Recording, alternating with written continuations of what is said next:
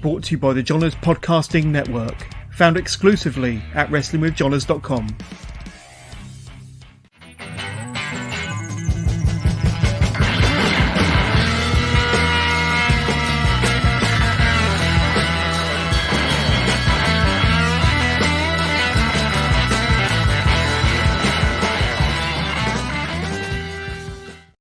Hello and welcome to the latest live episode of Wrestling with Johners, episode 363. And today I've got a fabulous guest. You can see him on the right-hand side of the screen there on a very warm Friday evening. But you might be more familiar with my guest from hit TV shows such as Bad Education, Afterlife, Horrible Histories. But more recently, you may well have seen him inside of a wrestling ring over at CXW in Braintree, Essex. But I've got none other than Ethan Lawrence joining me on Wrestling with Johners. Ethan, how are you doing, my friend? I'm very well. I misjudged when the video was going to end, so that I was still dancing when we came back in. We saw that. Dancing is allowed. It's absolutely fine. I always tell my guests, swearing is fine, but dancing is absolutely a necessity. So if you feel like breaking out into a bit of a dance, then please do so. But only when the right music comes up, John. Only when the right music comes. I mean, I can't be forced into a waltz. I don't know. I've seen kind of how flexible you are in your acting styles. I'm sure you can break out a bit of a dance move every so often, Ethan. But I'm famously anti-dance, which is bad for someone who takes part in a show which features a lot of musical numbers, where I'm required by contract to shake that booty. Absolutely. But in a children's sketch focused way, obviously, not like erotic booty shaking. But of course we are live, and we're live on X, Facebook, YouTube and Twitch. So if you're watching us live, thank you so much for tuning in, but get in touch with the show, be part of the conversation, as they say. And if you want to send any questions or comments through for Ethan Lawrence, then now is your chance. Please get in touch with the show using your chosen device, and during the course of this interview I'll do our very best to answer every single question. But before we get into my questions, a quick picture of, like I say, more well-known for being an actor on TV and the big screen. But this picture here, there you are, yes. Of the now former CXW Extreme Champion. We'll talk more about that a bit later. Easy with the former, like, come on. We'll talk more about that later, Ethan, because I want to get into the wrestling segment a bit later. All right, you've started this interview badly by putting me in a foul humour. So, but for any of your followers that know you from your TV shows, they might not be too familiar that you're now involved in this big wide world of pro wrestling, which we will take a deep dive into very, very soon. But Ethan, tell us a little bit about some of your projects, what you're up to at the moment. I understand that you're still very much part of Horrible Histories. You've been part of that now for a good couple of years, airing every Friday, of course. But a very kind of beloved, almost a British institution on our TV sets, and has been for many years. But tell us a little bit about still being a part of Horrible Histories.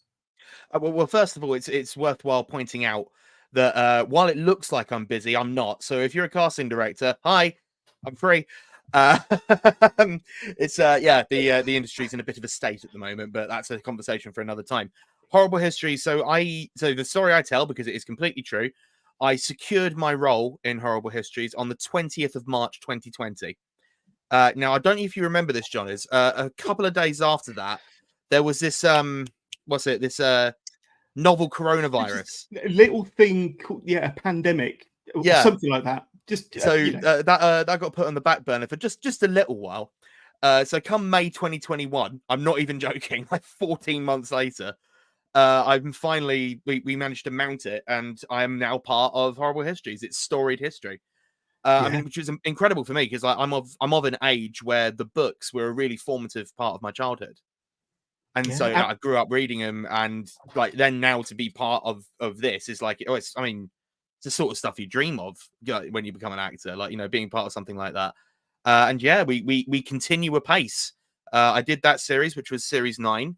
And then at the back end of 2022, we did 2 series back to back, because obviously we lost the year due to the novel coronavirus, if you remember that. And all too well.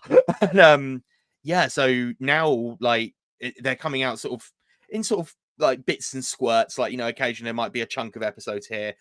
In the beginning, we were sort of hitting like date targets.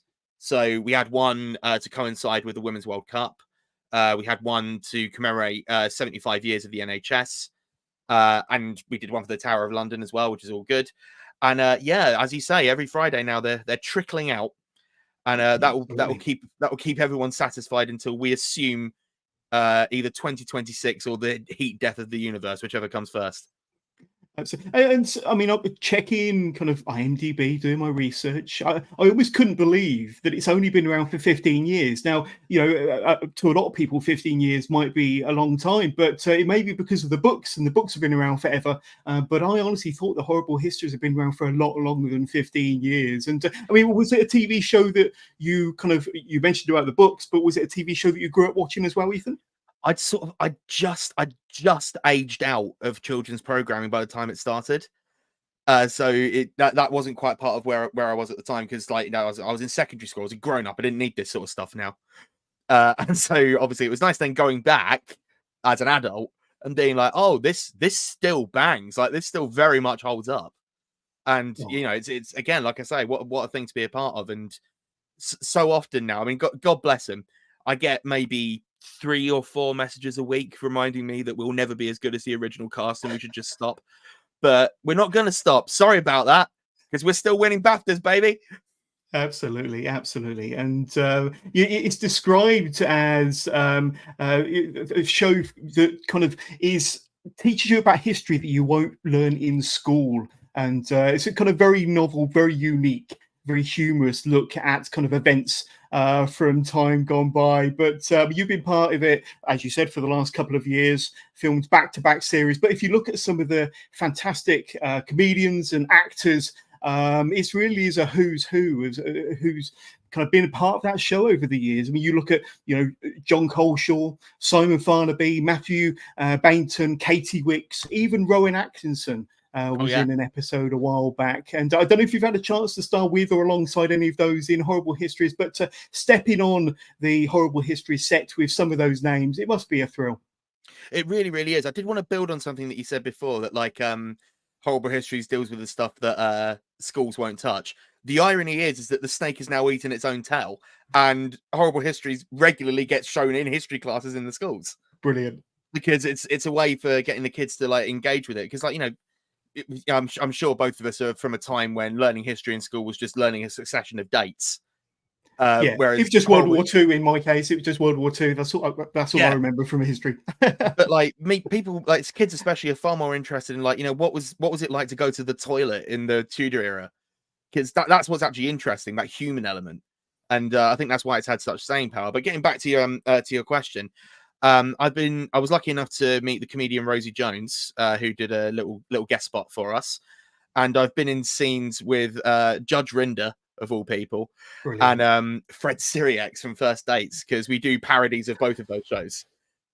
So like Judge Rinder does his sort of like court arbitration for historical beefs, as they call it, and First Dates with Fred Siriax, where it's structured exactly the same way as the show, but obviously he gets to stretch his comedy muscles. And he is darkly very funny. Like his reaction and timing is spot on. But then he's been doing it for a while. Like, those types of sketches have been around for a fair old while now. And people come because they just love doing it. And you can sort of see why. Like, it's because it is such an institution and because it is so much fun.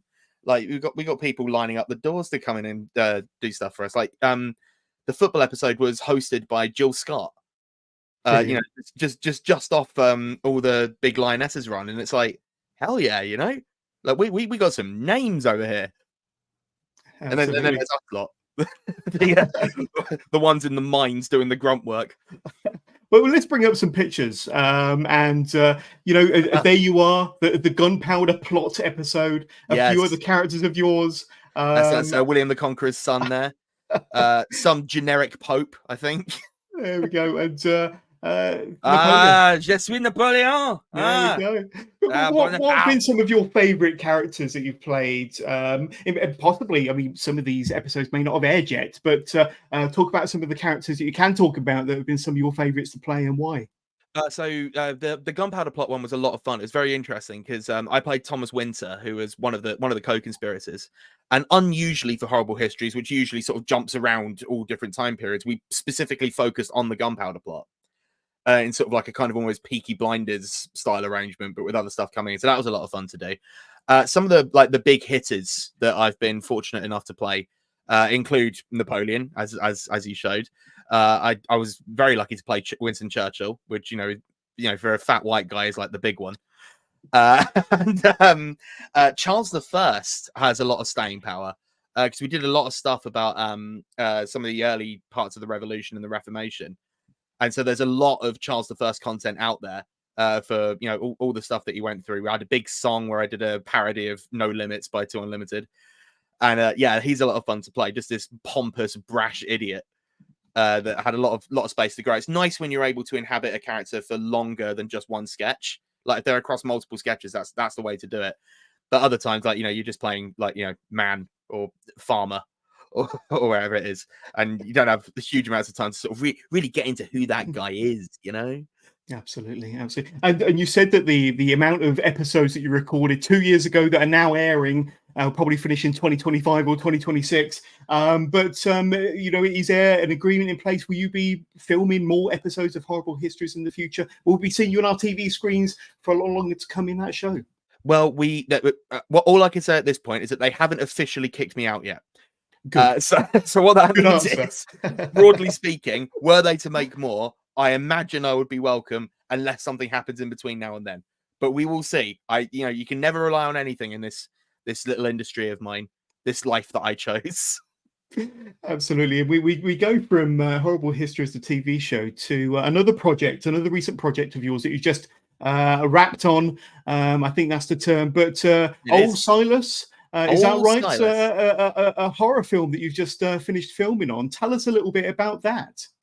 So this is with Upstairs Productions, which was put together by, funnily enough, the script supervisor on Afterlife, which I'm sure we'll get to at some point, Philip Trow.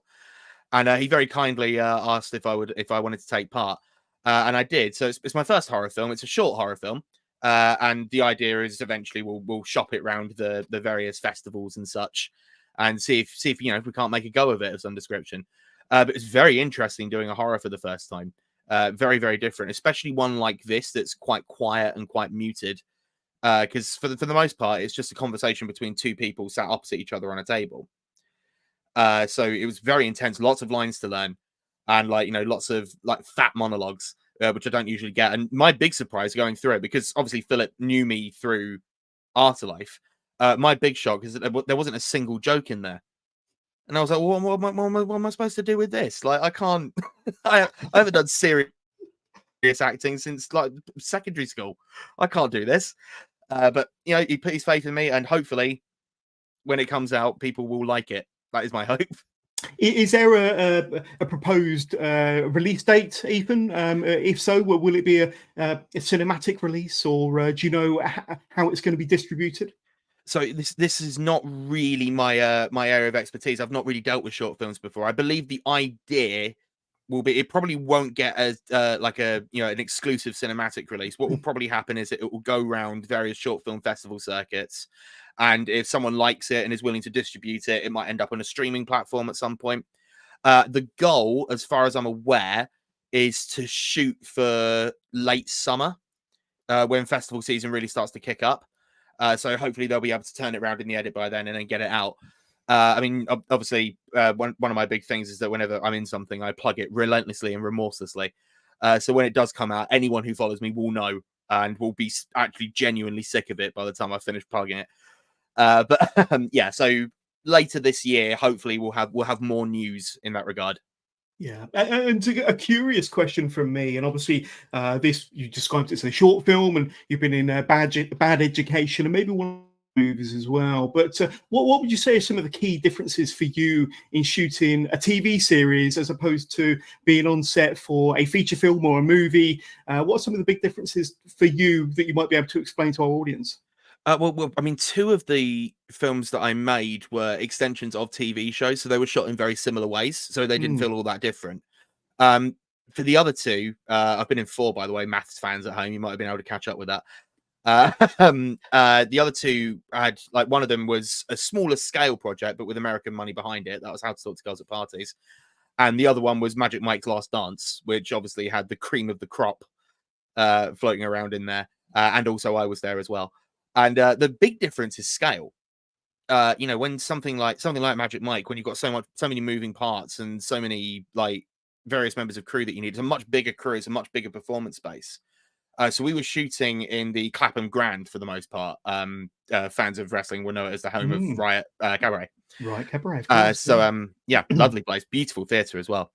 And like to see the whole thing sort of like torn out and gutted and turned into a strip show was really quite something. It's something you don't really. It's one of those things with this job when you sort of turn up to a place and it's been changed into what it's supposed to be, and you think to yourself, "God, it's different every day. This job, isn't it?"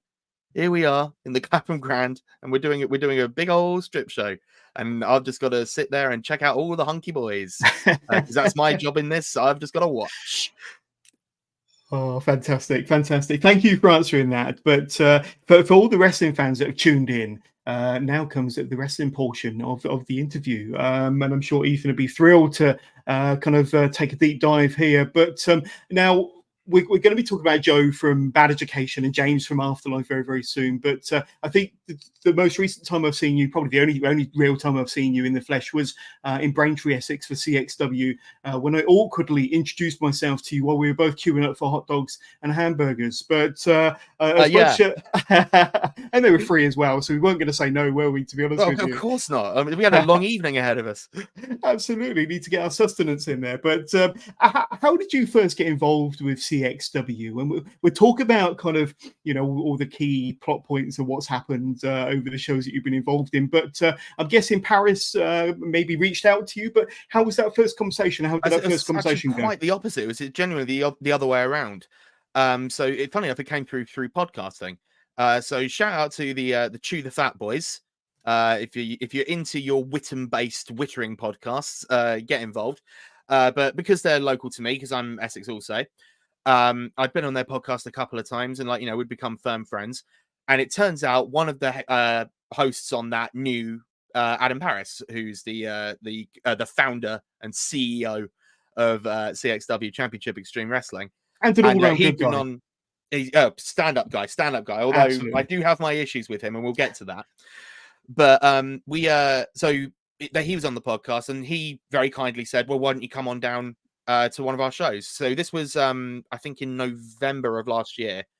This was the Hawksmoor show that they did near Southend, and we watched it. Great show, brilliant show. Lovely stuff. We saw Leo Darwin win his championship there through some subterfuge, as you might expect. But we saw that, and I got chatting to Paris afterwards, and I was like, "Look, I'm a jobbing actor who has some renown. Like, if my involvement with CXW is even just as an ambassador or something like that can put one bum in one seat, then it's probably worth it, right?" And he agreed, and so we started talking about what we could possibly do, which brings us to the show that we did at the end of March. This was the one where I met you, of course. Massive. There I am. I was brought in to do ring announcement for one particular match, and I mean, things happened from there. A lot of things happened.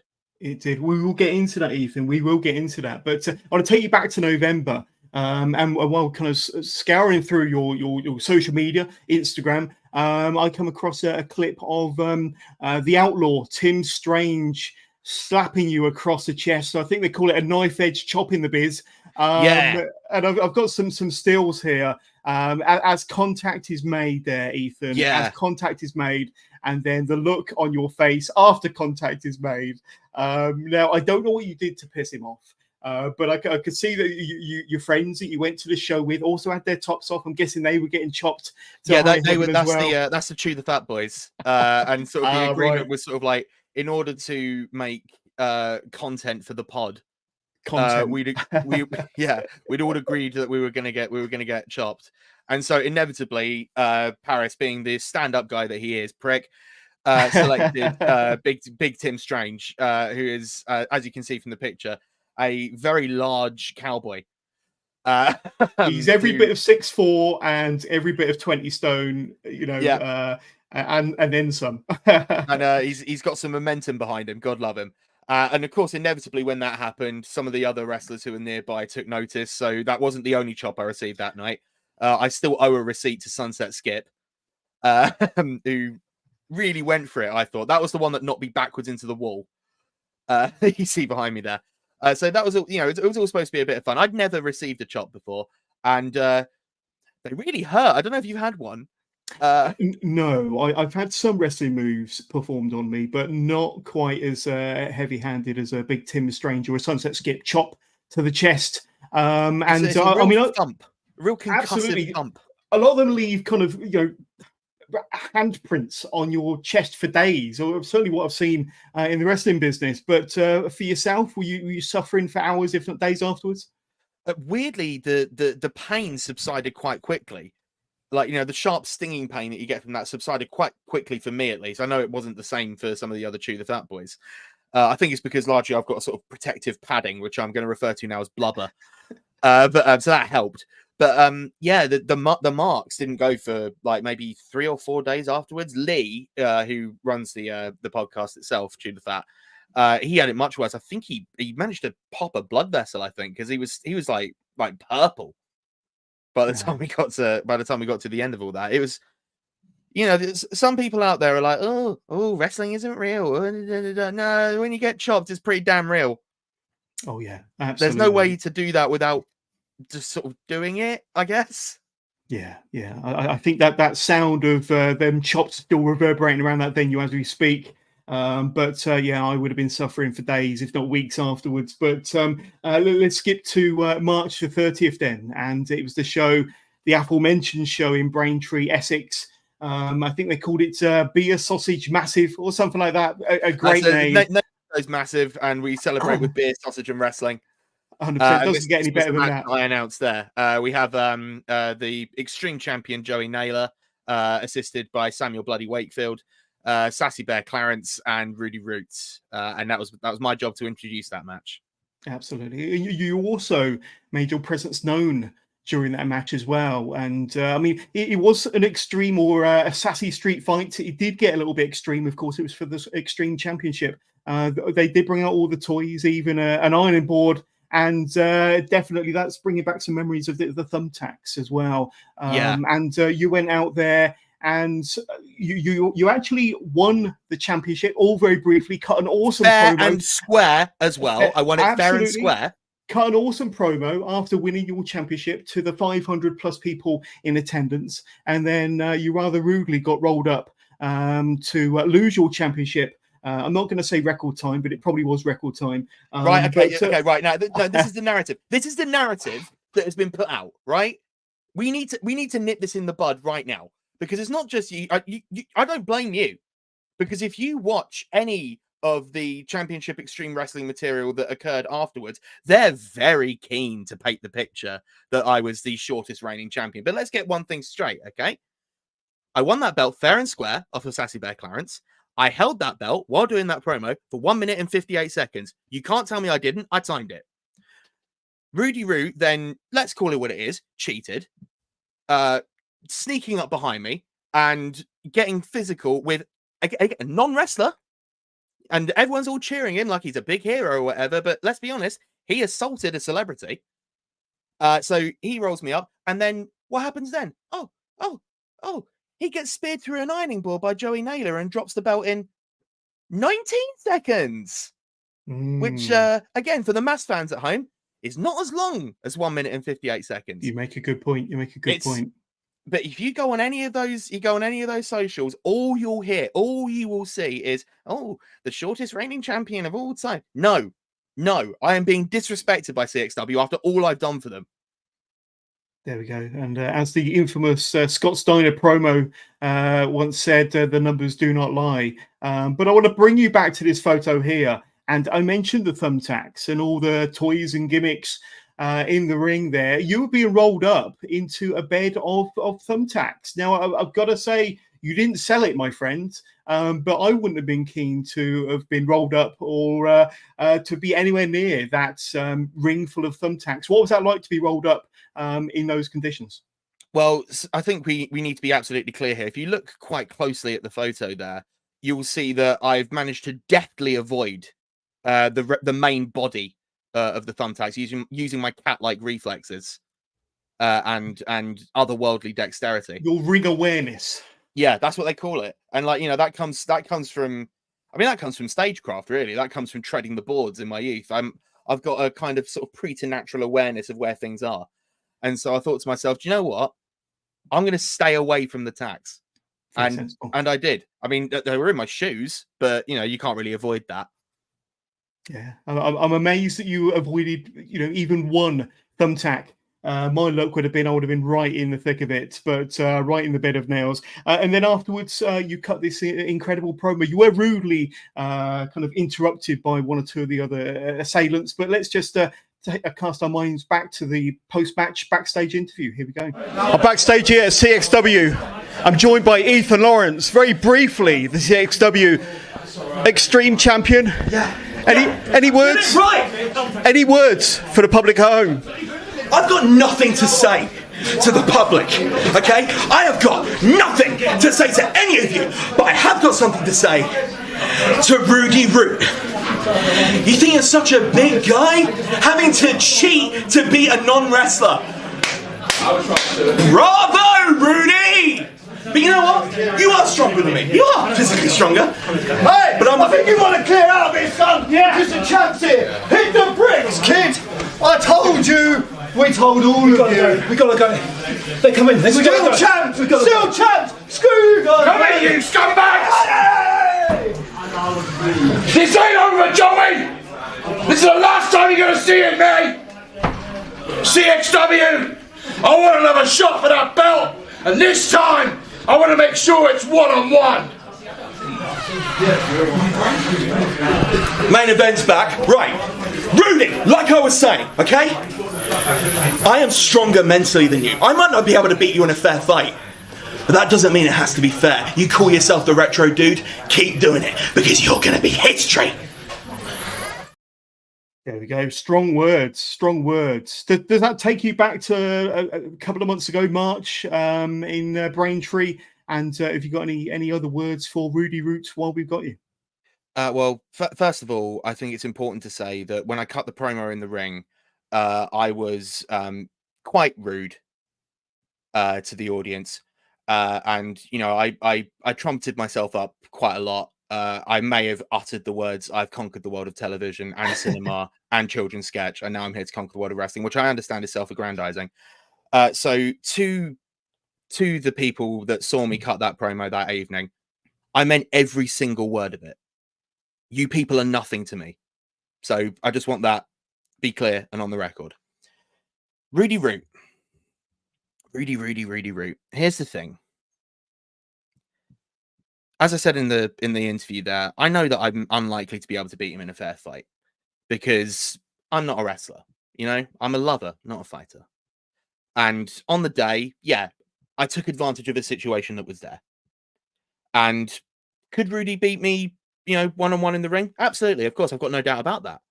You know, he's a veteran, and he's very good at what he does. You know, I would never say that the man is not talented.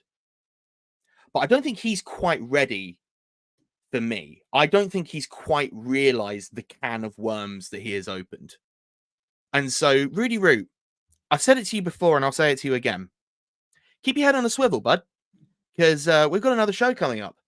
And, you know, things happen, don't they? Backstage, in the ring, things happen. That's all I'm saying. That's all I'm saying. Just be careful. But then, on the other hand, I've got to think to myself, if all of my achievements that I've had so far in wrestling, champion, basically undefeated, clean, like, you know, I had to cheat to win. So, okay, what's that hand gesture? No, please carry on. I'll just, you know, watch it. We'll skip over that. We'll skip over that. So yeah, you know, I've achieved so much in so little time, and yet already history is being rewritten before our eyes. Like I'm being disappeared from the history books and forced now to be remembered as CXW's shortest reigning champion, which I'm literally not. And so I do have to question, is it worth me risking my neck? I don't know. Maybe I need to think of something else. Maybe I need to think of another way to punish not only Rudy Root, but the Stalin of professional wrestling, Adam Paris. The man who is trying to erase all of my achievements. I've been thinking about it for a long while, and I'll just let people know, if you are in the Braintree area on June the 1st for Bangers and Smash, come along, because things are going to change in CXW very soon. I'm bringing a certain level of prestige. Very interesting. Of course, you're referring to this June the 1st, Bangers and Smash CXW from the Braintree Sports and Health Club. And it's been announced across all of CXW's socials that you'll be the special guest commentator. Tell us a little bit about your involvement as a commentator. I'm guessing that's a career first for you as well, Ethan. Very much a career first, but much like my wrestling career also, I don't need to be experienced in something to smash it out the park for the first time. And I'm quite certain that the commentary booth with young Matt, I'm sure he's going to be very grateful to have someone of my skill and gravitas helping him along on the day. So yeah, I mean, for the people watching at home, obviously live on the day, that people aren't going to hear the commentary, but for the people watching along at home, preemptively, you're welcome. There we go. And I want to ask you, kind of drawing parallels between your acting career and professional wrestling. We talk about your professional wrestling fandom very, very soon, but drawing parallels between the two. And obviously, as you explained when you went out there before your audience in Braintree, you cut a fantastic promo. You even won the match. You cut another awesome interview with me backstage. It looked like you were having a lot of fun, kind of all gripes aside. But tell us a bit about the parallels between acting and pro wrestling, and certainly your involvement so far, and where you draw the parallels between the two, Ethan. Well, I mean, essentially, pro wrestling is Shakespeare with chair shots. I've always said that. That's something that I've always believed. And in order to succeed, not only in the acting industry but also in the wrestling industry, physical skill will only get you so far. It's all about big personalities. That's something that drew me to wrestling when I was younger, and it's something that draws me to wrestling now. I love the idea of larger than life people, sharing their thoughts and then sharing their bodies and everything like that. It's an incredible thing. It's gladiatorial combat. As I say, it's Shakespeare. It's pantomime. It's opera. It's soap. It's the distillation of all the finest forms of entertainment that you can have, and pretty reasonable ticket price also. Absolutely, yeah. So you can't beat it. Especially you get yourself down to the Braintree Sports and Health Club June the 1st for Bangers and Smash, and you'll see Ethan there. You might even see me there, wandering around with my blue cap. Come and say hi. If you're not in Essex and you can't make it down to those shows, look into shows in your local area, because local wrestling always needs support, and it always needs fans, and it always needs an audience. And I mean, you're not going to have a bad time. No, and you always get good value for money. But yeah, as you said, couldn't have said it better myself. Supporting brilliant family entertainment, really is. 100%. Tell us a bit about your love for pro wrestling, because you alluded to it there. But I'm guessing you've been possibly a lifelong wrestling fan, or certainly from an early age. But tell us about your wrestling fandom and what impact it had on you, maybe from a young age. So early-ish, I sort of started following it. This would have been. So it was, of course, the WWF, and then very soon after I started watching it, the WWE. So this would have been around sort of late Attitude into Ruthless Aggression, sort of 2001, 2002, that sort of time. Good time. And, good time, great time to be a professional wrestling fan.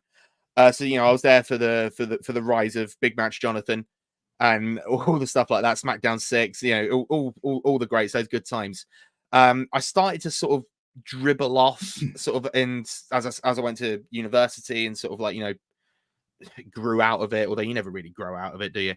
But I watched it sort of less and less, and my final straw when I thought I was basically done with wrestling was the 2015 Royal Rumble. Now the Royal Rumble is my favorite stipulation of all time. It's just the best one. It's perfect from everything, from its design to the way it can structure a story and everything like that. It's my absolute favorite. And the 2015 Rumble was just so foul, so putrid, and I just couldn't do it anymore. And I thought, I think I'm done. I think I'm done with wrestling now.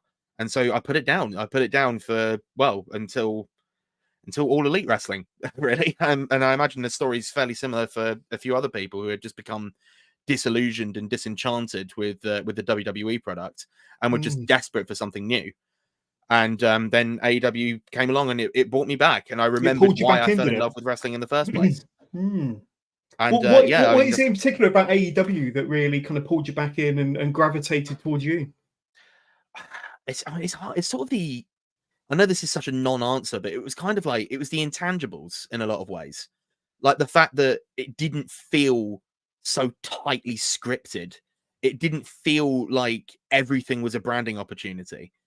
And there were different styles of wrestling as well. Like, you know, say what you like about the WWE house style. A lot of people love it. It's not necessarily for me. But with especially early AEW, maybe less so now as it sort of starts to coalesce into, you know, its own sort of identity. Yeah. But in the early days, you had all sorts going on there. You had Joshi, you had Lucha, you had, you know, straight up American style. You had Brawl. It was like, it felt like it just had everything. And it felt like almost again, this sort of sounds almost dismissive, but almost like a variety show. You know, like a proper sort of old school indie variety show, but like on the telly and like selling out big arenas. And yeah, that's really what brought me back into it. And, you know, in a big way. And like, I've gone back now and like looked at some of the other stuff that I missed from recent WWE. Because, I mean, I was sort of intrigued because around the time of 2015, the Shield had imploded and I didn't really know what happened to those guys. Like, I knew they were like putting everything on old big dog Roman Reigns' shoulders, but I wasn't really sure what had happened to Seth Rollins and Dean Ambrose. And then suddenly, oh my gosh, Jon Moxley! I reckon, oh, him off of the Shield. What's he doing here? So I was like, right, well, what happened to him? And that's a sad tale for another time. But yeah. And I mean, for WWE now, I mean, if I needed another reason not to watch it, it would be the involvement of the Saudi government. You know, I can't feel I can put my hard-earned money into that product. But I do still watch the Rumble because it's the best one, Johners. It's the best one. Absolutely. It's my favourite pay-per-view of the year as well. And you was at Wembley last August for All In, I understand, and I was there as well. Thrilled to be there. And the last time I saw a wrestling show at Wembley was 31 years earlier, or 30 years earlier, for SummerSlam 92. I was there when it was the old Wembley Stadium, but 30 years later, All In, AEW, a fantastic crowd, a great show, a great spectacle. Brilliant show. You were there as well. Tell us about your All In experience from last August. And of course, they're revisiting and doing the same again this coming year. But and I will be there as well. Will same. But yes, I will okay, looking forward to it. I mean, God knows what we're going to get. But I mean, we are eating well in AEW right now. But yeah, I mean, All In was an absolutely incredible experience. I was not born when SummerSlam 92 happened. I was born just a few months afterwards. So I'd never experienced wrestling on that scale, live at least. And I suppose a lot of people had. And it just showed to me that, like, and I think WWE especially is starting to get it now, that there are other territories outside of like North America. And they are absolutely gagging for big shows. And, you know, it's unfortunate for WWE that AEW's got there first, really. Because, I mean, could you imagine, like, a WrestleMania at Wembley? But, like, they're not going to be able to pop that particular cherry now, because now everyone will just be able to point to All In. Mm-hmm. But, you know, that's business. That's what it is. But, like, to have put on a show at that scale and for everyone to be so into it. I mean, I imagine there were a fair few people there who either hadn't heard of or watched AEW at all, but they were just desperate to come and just watch some wrestling with 80,000 of their friends. Like, you know what I mean? Yeah. And what an experience! Like, you know, as everyone was yelling and the chants, and like you could feel it in your chest as, like, you know, all the boos came in and everything like that. And I mean, the matches themselves are incredible as well. I mean, what a card! I mean, you know, obviously marred a bit by the fact that was CM Punk's last appearance in AEW. We didn't know at the time, but didn't know, and it was a damn good match. It was a damn good match. It was a Like, damn it's good the match. Punk and Samoa Joe. I mean, yeah, but sign me up for that. Like, Absolutely, absolutely. We're going to move on from wrestling now, and it's a pleasure to speak to you about your wrestling fandom. But now going through your IMDb list, I noticed that some of your first acting roles actually came about in 2012. So what's that, 12 years ago now? But what first fascinated you or attracted you to want to be an actor? Did you do any plays at school or from a young age? What was kind of your that drew you into being an actor, or maybe your comedian chops? so I didn't have much experience of it in primary school because and I've told this story on a million times, but my mom is a voracious reader and so was I. So I had a pretty good reading level in comparison to some of my peers. And so inevitably when the school play time rolled around, I was the narrator. I was the one that stood at the side next to the, there's old music stands. It's got the script on it, and I'm just reading it out. So it's acting in a way, but it's not really.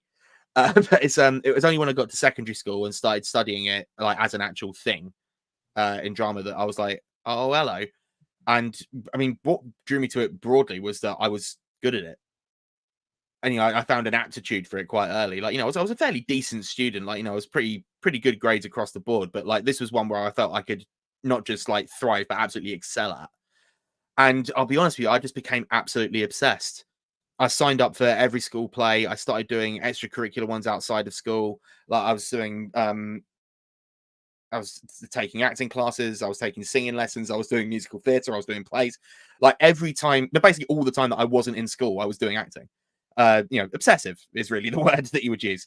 I didn't have weekends for the longest time because I'd be rehearsing 2 shows across every weekend. It was mad. But all of it I felt was just getting more and more experience, and like the electricity that you felt when you're out on stage. I wouldn't trade it for the world. And that feeling when you can make an audience feel something, be it laughter, be it tears. It's usually laughter in my case because I'm not very good at dramatic acting. But yeah. I mean, I've sort of gone all starry-eyed and nostalgic now. Yeah, but yeah, and then you landed the role of Joe, didn't you? There I am Education. in Jack Bence's magnificent arms. But that would have been fairly early on into your professional acting career. I'm guessing you would have been a teenager at the time. The first professional thing I did. Really? And how did you land that role? Tell us a bit about the origins of getting that role. Sorry. So I'd gone off to university. Now, important context before we get there was that the amateur musical theatre company that I was with, they set up, I guess you'd call it sort of like a little cottage agency, because the big thing at the time, and it still is today to a certain extent, was to get on a casting website, namely Spotlight, which is the big one. And back then, it's probably a lot different now, but back then, all you needed to get on Spotlight, you didn't need any credits or anything, you just needed representation. And so that was the sort of loophole where it's like, oh yeah, we're an agency and we've got people on the books, so then we could get on Spotlight.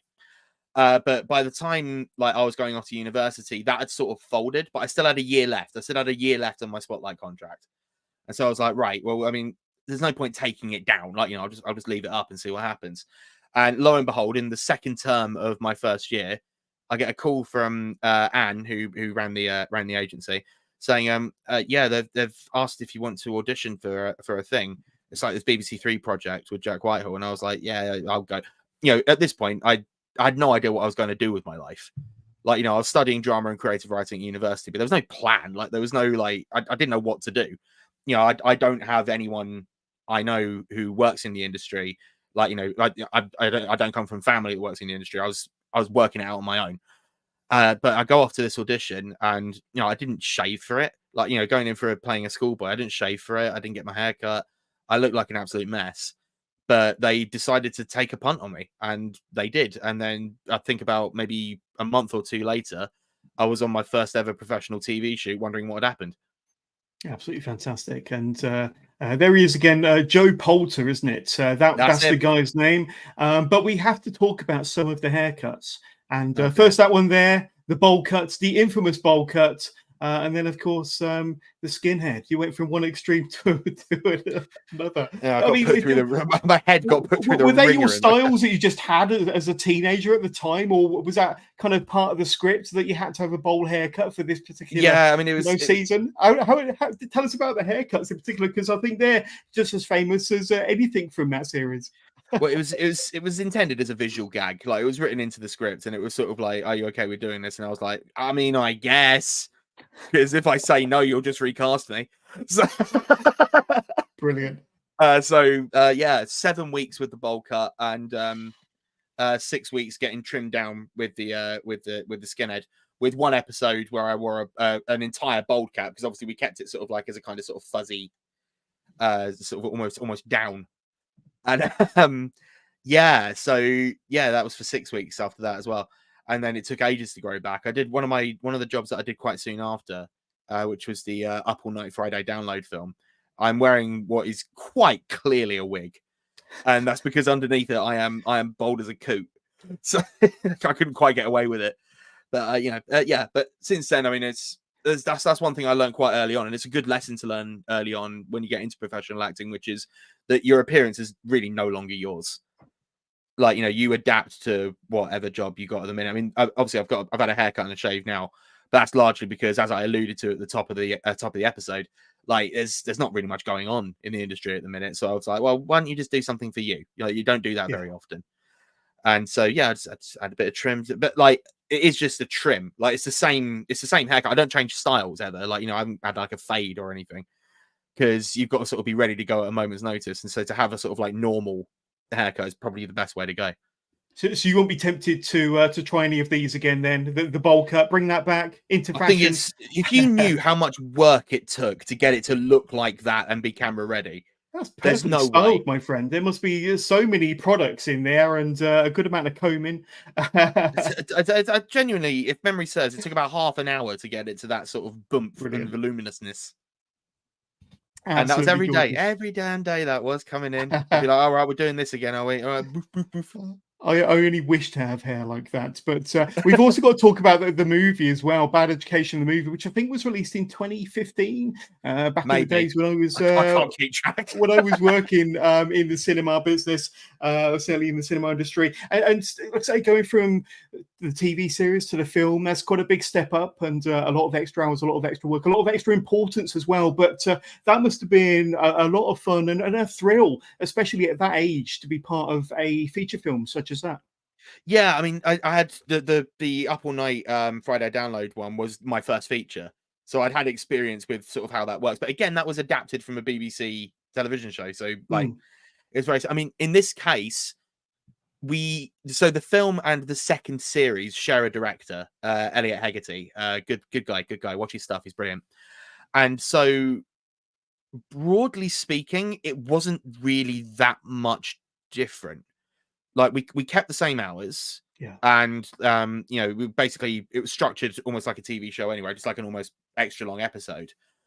So really, the only difference was that we were in Cornwall and Wales for a bit. Wales doubling in for Cornwall, because apparently that looks more like Cornwall than Cornwall does. The magic of television, or cinema in this case. It wasn't ultimately that much different. It was I mean, you could sort of taste the slightly enhanced budget.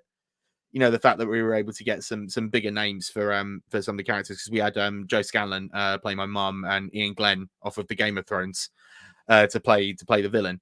And so there was more scope there. But like in other places, it really did felt quite similar, because like it was just like getting the old gang back together, if you know what I mean. Yeah, 100%. Except we're all on holiday. I want to talk about this next, and Afterlife. And when I awkwardly introduced myself at the burger van a couple of months ago in Braintree, Essex, I said, Ethan, a massive fan of Afterlife, and all three series just had me in fits of laughter and floods of tears. And it was kind of one of them very, very, very special TV shows, and probably one of the best TV shows I think has been produced in the last 20 years, and possibly some of Ricky Gervais's finest work, considering everything he's done in his career. But yes. Absolutely incredible. Now, I know that in series 1, you were only involved in maybe 1 or 2 episodes, and we were introduced to you as Recorder Boy, weren't we? And there we go. There he is. Now, I'm not going to ask you to get out the recorders and to kind of good, because I don't have any. live out. I don't moment. have any for this exact reason. Playing the recorder or playing a recorder through each nostril. But skipping back a little bit, tell us a little bit about how you first got involved with Afterlife. So it was a very standard procedure for me. It was literally came through as an audition. Especially when times are good, like, I could be banging through 2 or 3 of those a week. So it was a case of, like, not to be too dismissive of it, but it was like, oh, this is another one. Because like when I do with auditions, like, you don't get them like 99.9% of the time. So like you can work as hard as you want, but you actually don't get the job. So eventually you become just a little bit jaded to it all. But I was like, oh, right, Ricky Gervais, Netflix. All right, let's go do the do. Did the audition, got the part. A couple of weeks later, I was on the set. I was there for 90 minutes. Shot all my stuff and then went home. And I was like, right, well, that was that then. That was good. Little did I know the sort of impact it would have, because I'd only read my bit. Like, that was the only bit that I was sent. Yeah. So I was like, oh, that's quite funny. Fair enough. That's cool. And it wasn't until it came out and like the reaction started flooding in, I was like, oh, this is actually something quite special, isn't it? Jesus. I don't think anyone was anticipating that. But by this time, my career had fallen into one of its many slumps. One so severe at that point that I'd gone off to do pizza delivery, which I did for about a year. And in the interim between Afterlife, shooting that Afterlife and it coming out, I basically resigned myself to the fact that I wasn't going to be acting again, because this is a job of momentum, essentially. So like once that momentum's gone, it's very, very hard to get it back again. And I was like, well, I didn't make enough of a splash, so I doubt anything's going to happen. Anywho, so I get the call from Ricky's people saying that he wants you to come back. And not only does he want you back, he wants you in all 6 episodes of series 2. Wow. And I was like, yeah, all right, yeah, I'll do that. And that's how it happened. He rescued me from my potential future of sling and slice for the rest of my life.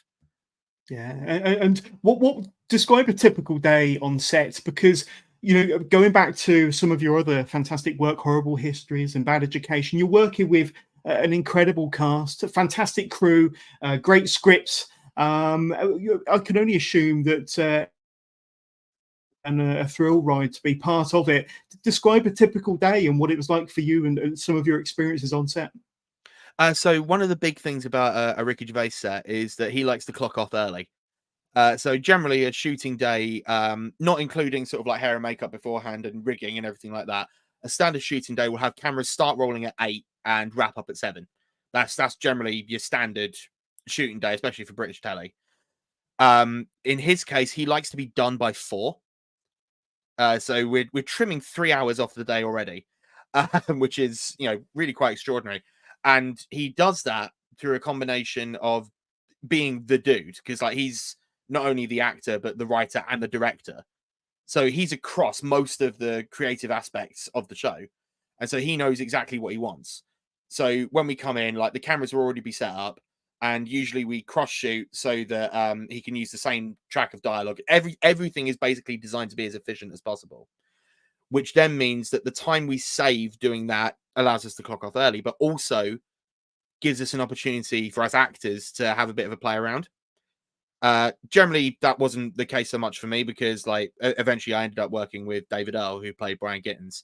And the thing with Brian Gittins as a character and David Earl as an actor is that all you need do to succeed is say nothing. Like you just got to sit there and watch him go. So that was broadly my job. Come in, say a couple of lines, and then just admire David Earl doing his thing. And that was my day.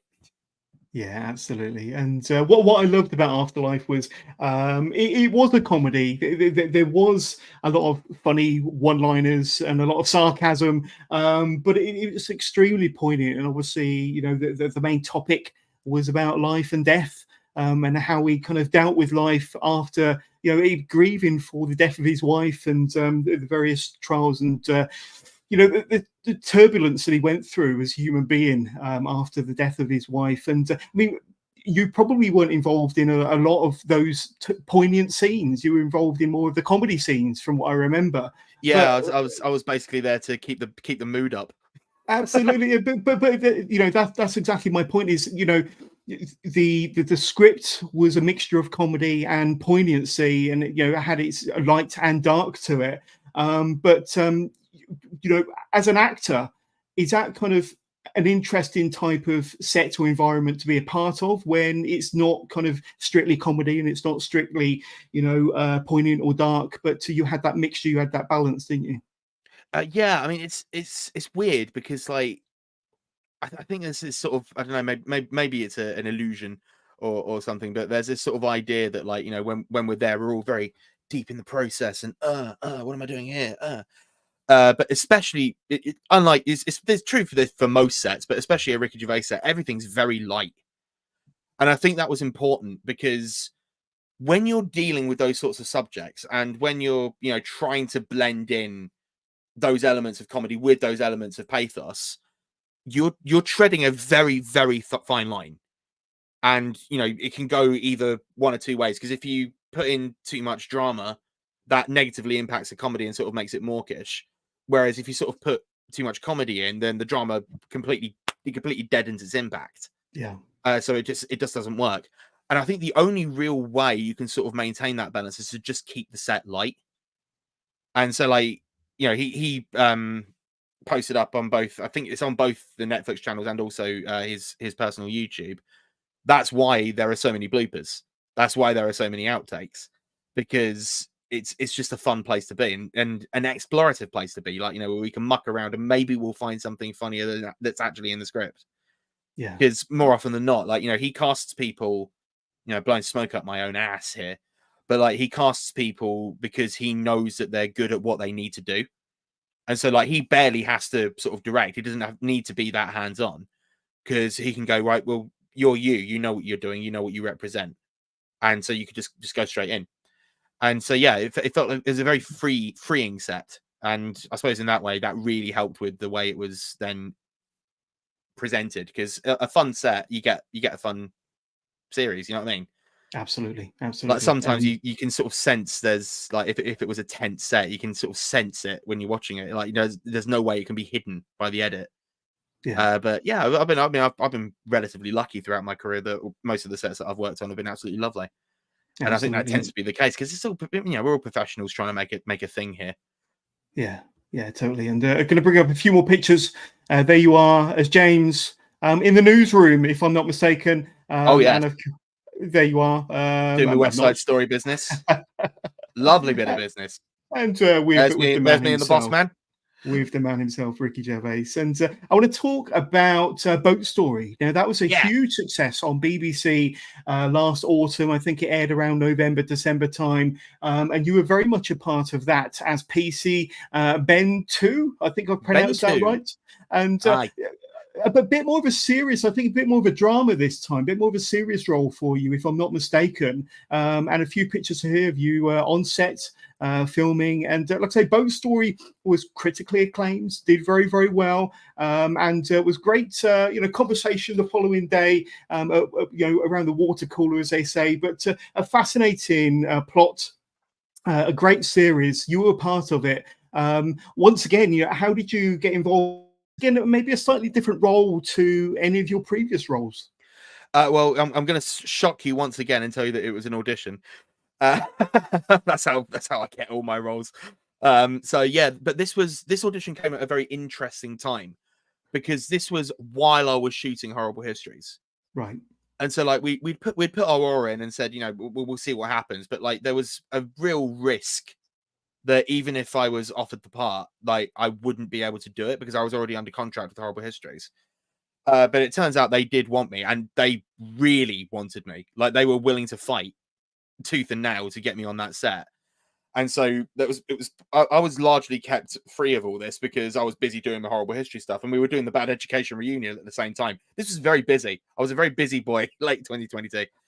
So I was largely shielded from what was happening behind the scenes.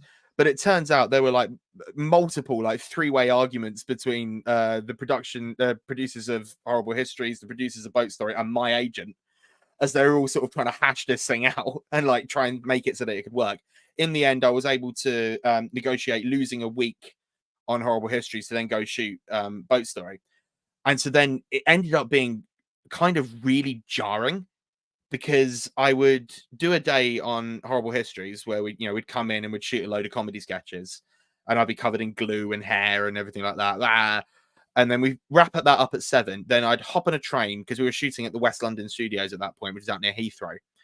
I'd hop on the, at the time, brand new Elizabeth line, get myself into central London, hop on a train up to Leeds, get to Leeds, learn my lines for Boat Story the next day, then crash out in a hotel, wake up at like 5 a.m, go and do Boat Story all day, wrap at 7, get back on the train, come back down to London and then out to Heathrow, learn all my lines for Horrible Histories, pass out.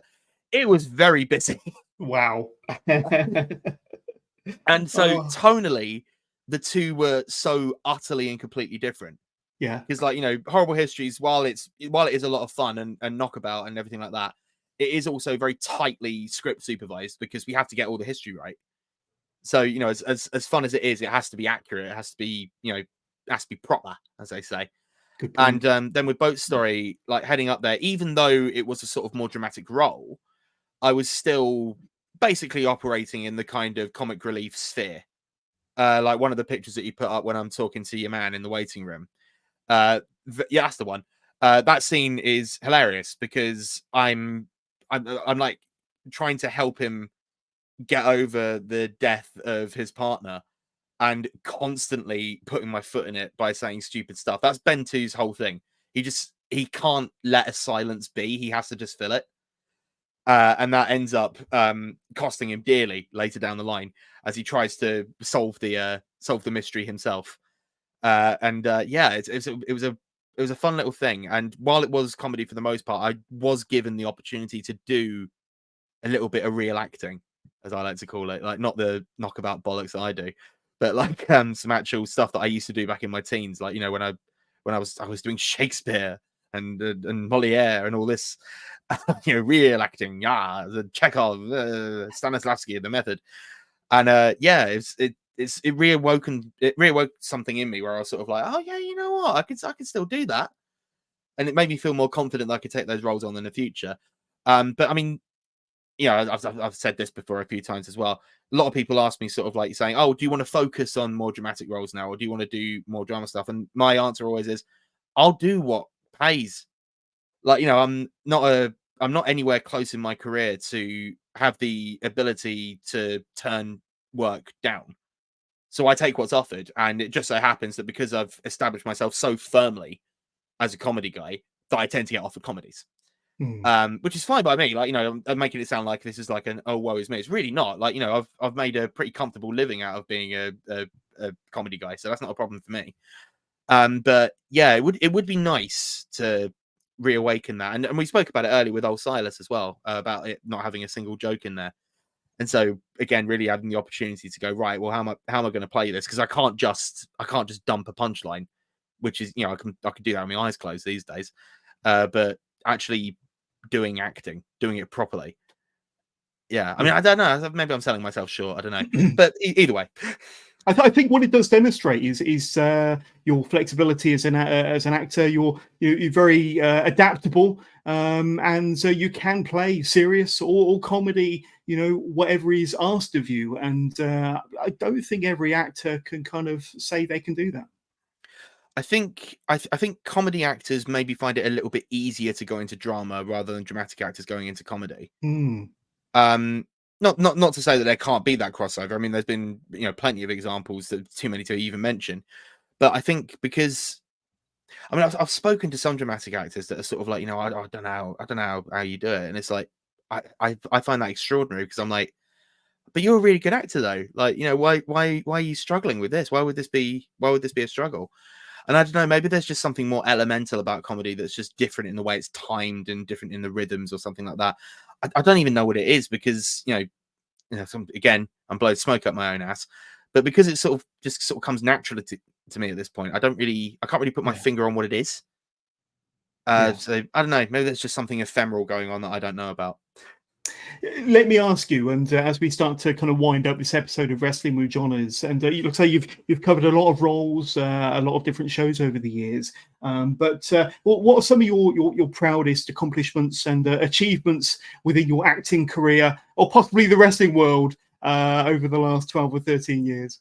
Well, I mean, one of the big ones for me came just after things started to open up around the tail end of the pandemic. Because I mentioned earlier, and we've sort of almost made a joke of it, the fact that, like, whenever you ask how did you get that role, my answer is usually auditioned for it. But there has been 3 cases now in my career where I've been given what they call an offer only, which is where they ask for you specifically, no audition. And when that happens, there is a little part of you that, because I mean, so much of being an actor is, like, you know, self-defeating. Like, you know, I'd had like imposter syndrome and all kinds of things for just the vast bulk of my career. Like, it took me, I'd say, nearly 10 and 11 years of being a professional actor to actually allow myself to say I'm good at acting, which is like, it's, you know, it's stupid, I know. But when that happens and someone goes, we want you, and you don't have to audition, you're like, I've made it, haven't I? Like, you know, I'm now I'm a respected person in my chosen field. Because suddenly you're now thinking of yourself like, okay, right, yeah, they wanted me. I didn't have to beg. And so that happened, as I said, it happened now 3 times. The first one was Murder They Hope, which was a comedy sort of detective procedural with Johnny Vegas and Sean Gibson. And the other one, weirdly enough, was Magic Mike, of all things. And both of those came off of the back of Afterlife. Brilliant. So I can thank Afterlife for that as well. It's basically given me, I mean, I guess if you think about it, essentially the second half of my career. You know, if you consider sort of like the Bad Education years up to Pizza Delivery to be the first half, so that takes you from 2012 through to 2018, and then Afterlife onwards, 2019 through to now. Yeah, this is sort of the second chapter of my career, and hopefully we're going to start a third soon, as soon as everyone can pull their finger out and start making stuff again. Absolutely. But let me ask you this fun question to wrap up this episode of Wrestling with Johners. And we brought up this picture earlier. Recorder Boy, your first episode in series 1 of Afterlife, of course. And that was the series, that was the program that gave you several kind of opportunities and breaks afterwards. But did you have to practice a lot to be able to play the recorder, one through each nostril? How much practice, how much time and effort did you have to put into that? I'm going to ruin a lot of people's dreams here. You didn't do it. Right, okay. Before you start accusing me of things, right, let me explain what happened.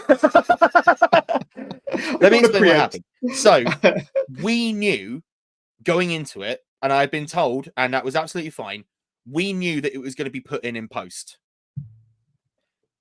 Simply because we couldn't guarantee that I'd be able to get it perfect on the day. Now, bear in mind on this that, like, you know, I was a day player. Like, you know, I wasn't someone that Ricky Gervais was familiar with at the time. I was just a guy who was going to come and do this and then leave. So they didn't need to invest any time in me, really. But for my own sense of professionalism, knowing that in the script it was playing London's Burning, I learnt the fingering so that when I could do it on screen, it would at least look right. And then the rest of it was just acting and then post in the edit. And yeah, that's how a lot of TV is made, ladies and gentlemen. It's all smoke and mirrors and lies. Would never have guessed. Yeah. Not like wrestling, which is super duper real. Absolutely, but no smoke and mirrors there, no sir. Ethan Lawrence, we look forward to seeing you Bangers of Smash June the 1st from the Braintree Sports and Leisure Hall. Leisure Club, Braintree, Essex. And like I say, wish you continued luck and success in your acting career, horrible histories and all that good stuff. Keep up the awesome work. But if you've got any final words to sign us off this episode of Wrestling with Johners from Ethan Lawrence, star of Stage, Screen, and so much more, Wrestling Ring, Thumbtacks, and all that. He's a great survivor of thumbtacks, by the way, ladies and gentlemen, as he explained very earlier on. But if you've got any final words to sign us off this episode of Wrestling with Johners, what would they be? Well, first of all, thank you very much for having me. You know, it was a pleasure to be interviewed by you on the day, even though at the time I was in a bit of a sulk. I'll be You're honest. a bit flustered. Yeah. Yeah, you know, and then there's people pushing me out of the way, and Samuel bloody Wakefield, and we'll get to him at some point. But you know, I very much appreciate you taking your time to interview me and then to ask me on to do the podcast. So thank you very, very much for that. You're welcome. And broadly speaking, my advice to any young actors out there is the same advice that I always give, which is unless you are 100% convinced that this is what you want to do, don't try, because it's not worth it. Like, unless you breathe acting, unless you literally cannot think of yourself doing anything else, give it up, soldier, because it's far too tough out there, and there just aren't enough parts for you to get. And if you're not committed, you ain't gonna make it. So just give up on that dream and leave it to people like me, idiots. I mean by that when I say that. Ethan Lawrence, you've been an awesome guest, and we'll see you in Braintree in a few weeks' time. But thank you so much. Thank you.